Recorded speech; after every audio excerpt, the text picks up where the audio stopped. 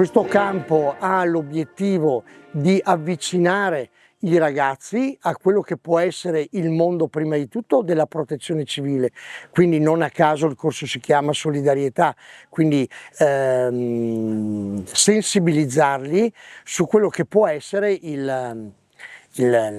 un atteggiamento di solidarietà nei confronti dei propri amici, nei confronti della famiglia, e poi per stimolare un senso civico nei confronti della società e dell'ambiente in cui si vive. Le attività sono molteplici, vengono svolte comunque nel limite del possibile all'aperto, tant'è che quasi tutti i giorni dal campo scuola saliamo al Bosco delle Penemozze, dove svolgiamo le varie lezioni. Si parte da un minimo di addestramento formale, perché comunque in ogni caso viene fatto ogni mattina l'alzabandiera e ogni sera la maina bandiera, sentire le trombe dei vari momenti che scandiscono i vari momenti della giornata, l'utilizzo di attrezzature particolari che si utilizzano in caso di calamità e di situazioni critiche, e il primo soccorso, che sono, diciamo, di fondamentale importanza.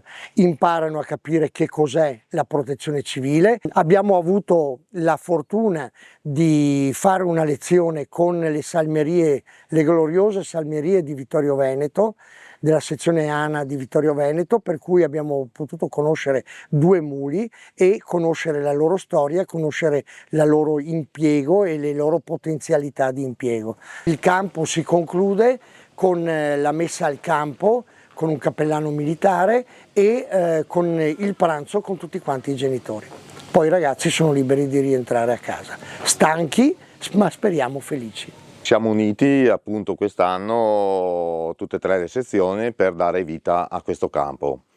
Ospitiamo 38 ragazzi che vanno dal 2011 al 2013.